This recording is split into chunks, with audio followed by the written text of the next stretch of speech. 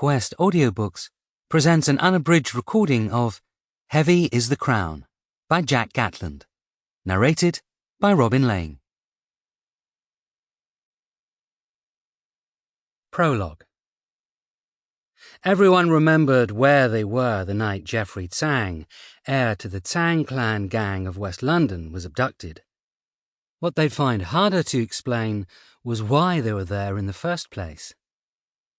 White City used to be a run-down area, even though the BBC television centre and the multitude of B-list celebrities that hung around it hadn't been that far away from the lower-class estates over the years, where to the southeast, the narrow, dark streets of Shepherd's Bush were rife for attacks and violent muggings, while to the north, Ladbroke Grove was a place that suffered from poverty and overcrowding.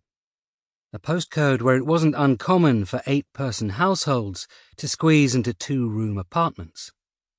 Even the term apartment felt too posh for the area.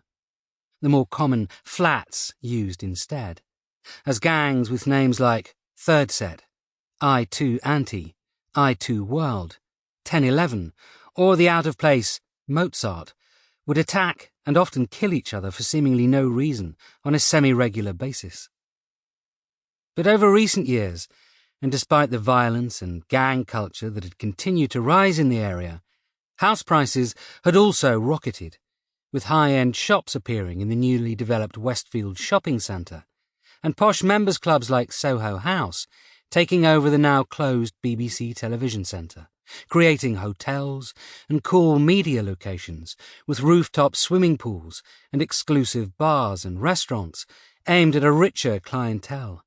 A growing gentrification of the area that brought with it wealth, wine bars, and a higher class of criminal. Geoffrey Tsang had been one of those higher class criminals. A third-generation triad prince, he was long connected to the Woshing Wo triad through his long-dead father and 2 uncles, Benny and Kenny Tsang, the self-proclaimed overlords of West London and Soho. He was an ambitious young man, with an idea to take these scattered gangs of local teenagers, mainly dissociated boys with box cutters in their pockets and a need for scratch, for cold hard cash, and make something bigger. He knew that Chinatown and the constant battles his uncles had within it weren't for him.